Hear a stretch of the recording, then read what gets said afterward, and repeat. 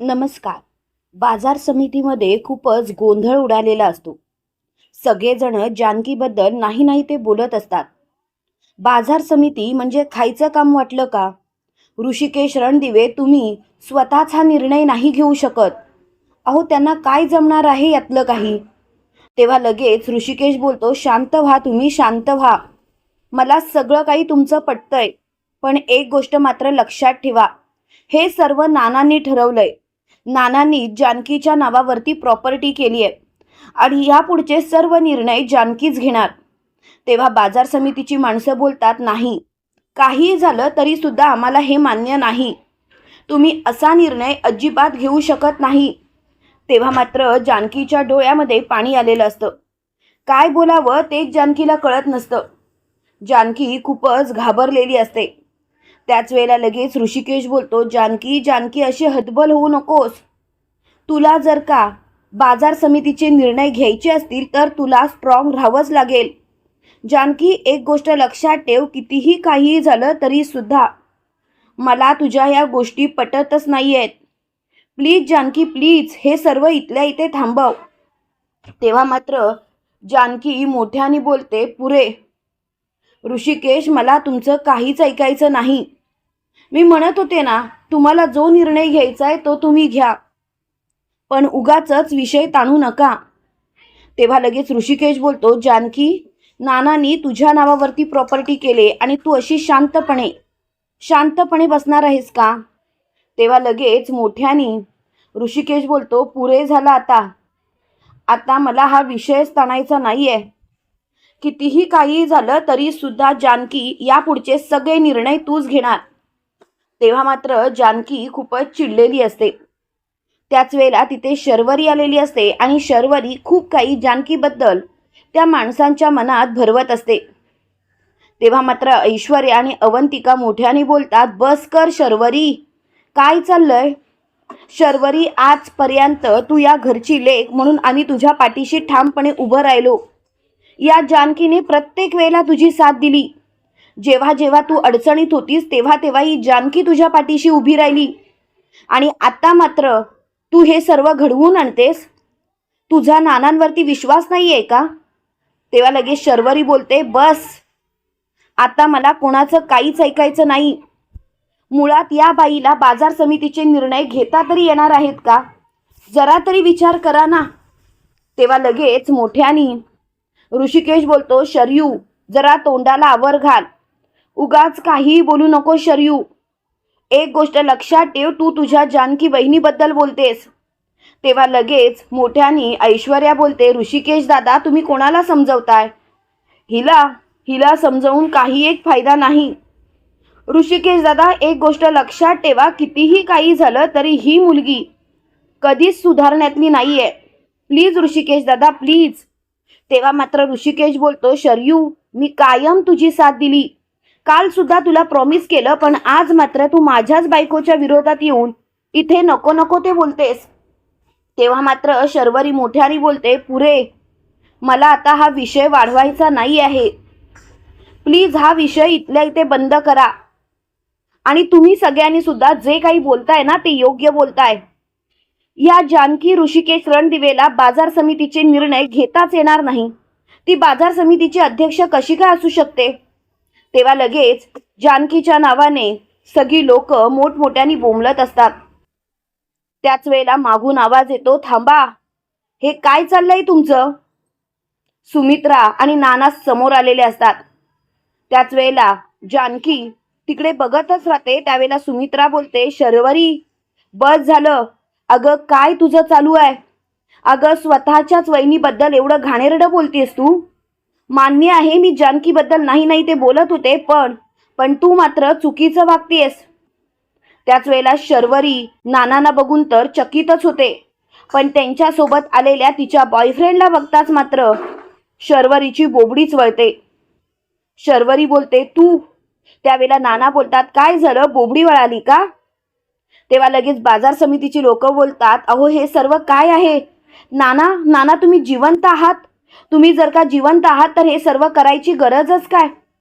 तेव्हा लगेच नाना बोलतात, गरज होती, कारण आपण जन्माला घातलेलीच मुलं आपल्या जर का जीवावर उठली असतील तर त्यांना धडा शिकवण्यासाठी आपल्याला हे सर्व नाटक करावंच लागतं. आणि म्हणूनच मला हे सर्व नाटक करावं लागलं, बरोबर ना शर्वरी? त्यावेळेला ऋषिकेश बोलतो, नाना नाना तुम्ही काय बोलताय? नाना खरंच तुमच्या बोलण्याचा अर्थच लागत नाही. नाना प्लीज जे काही असेल ते स्पष्टपणे बोला बघू.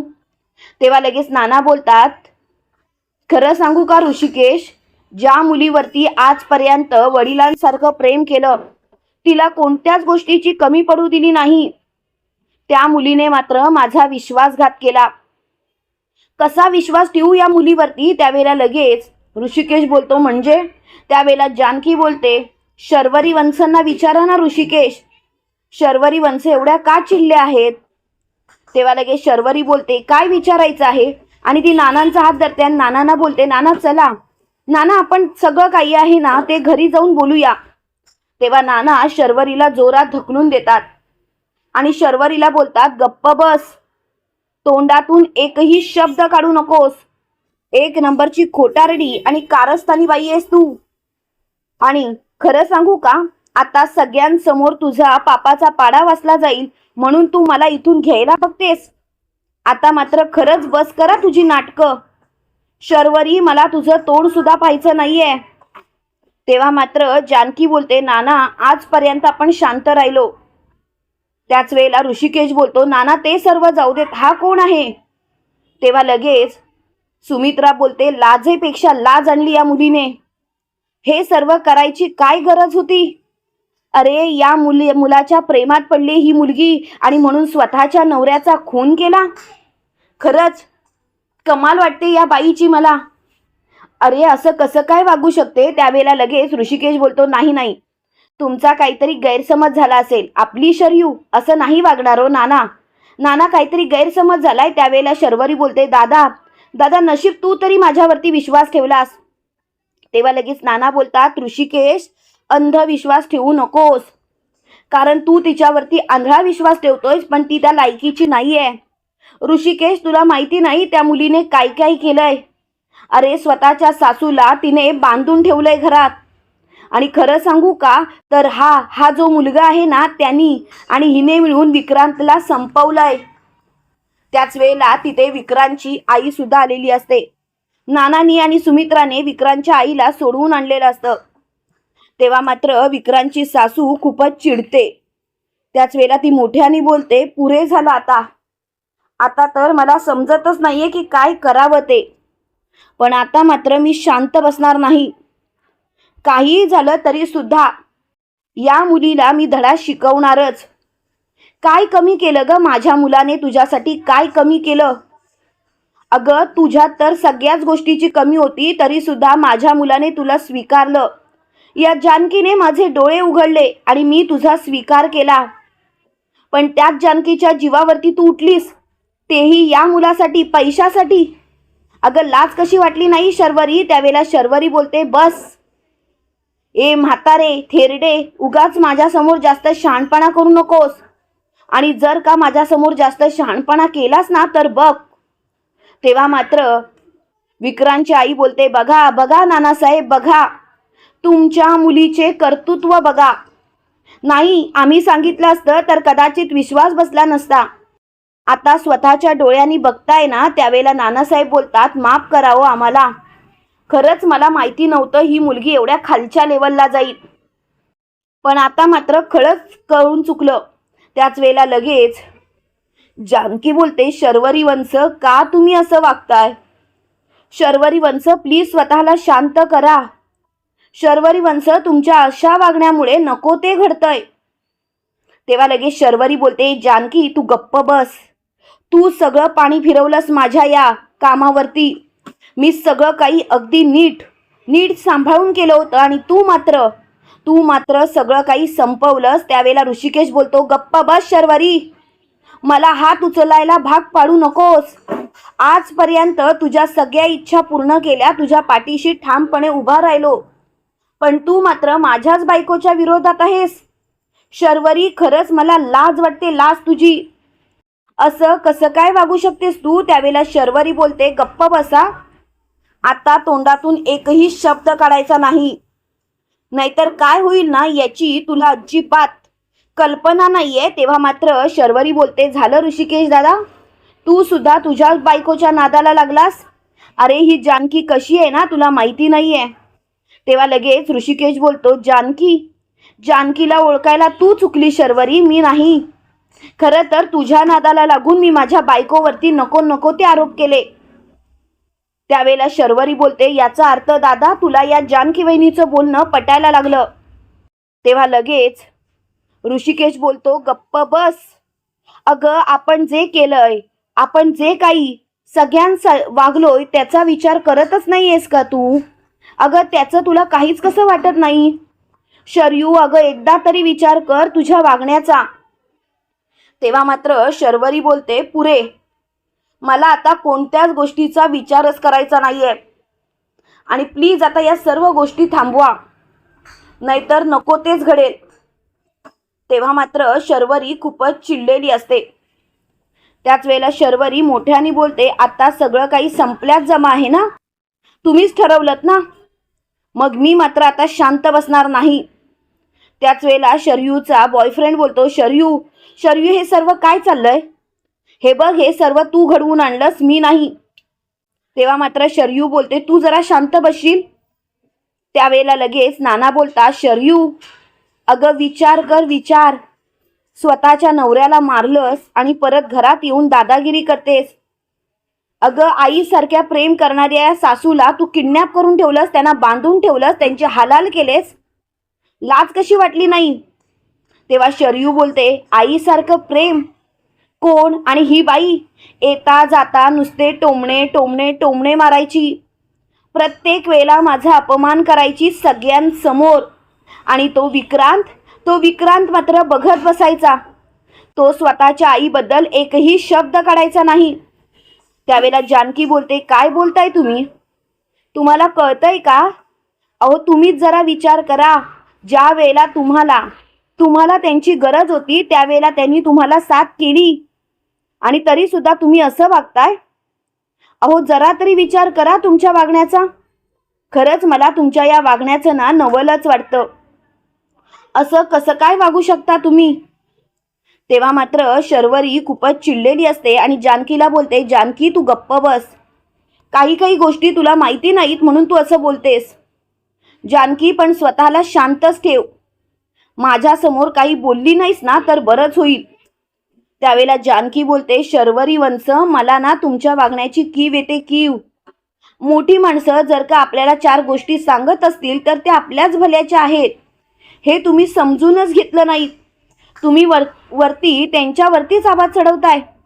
तेव्हा शर्वरी बोलते, गप्प बस जानकी.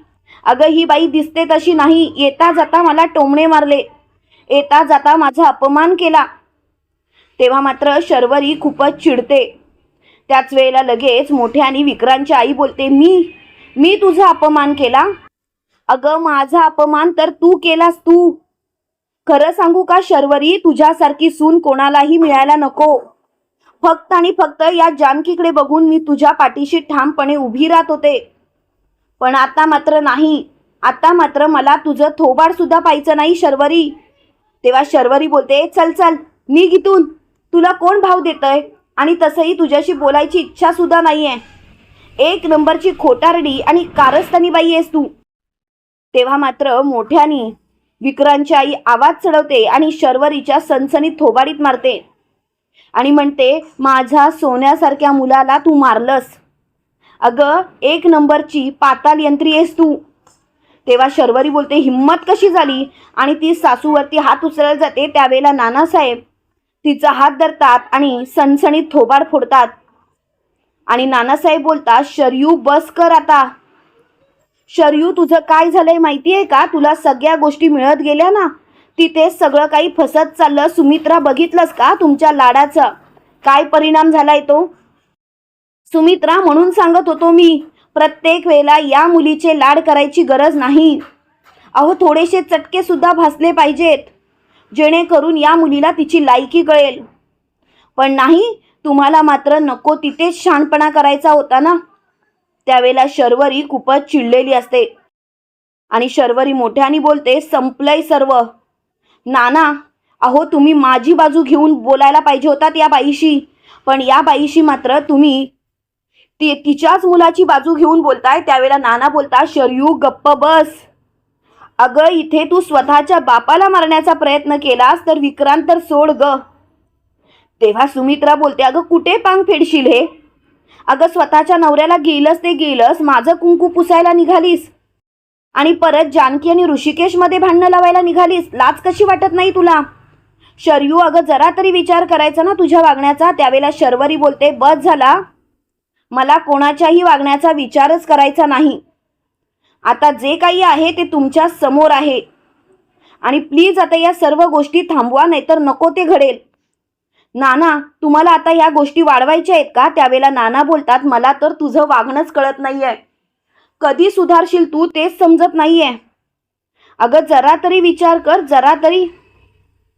तेव्हा मात्र शर्वरी बोलते, मला कसलाच विचार करायचा नाहीये, आता मात्र मला शांतच राहायचं आहे. त्यावेळेला गावकरी बोलतात, काय मुलगी आहे ही, स्वतःच्याच वडिलांना मारण्याचा प्रयत्न केला आणि इथे जानकीबद्दल येऊन आमच्याशी नाही नाही ते बोलतीये.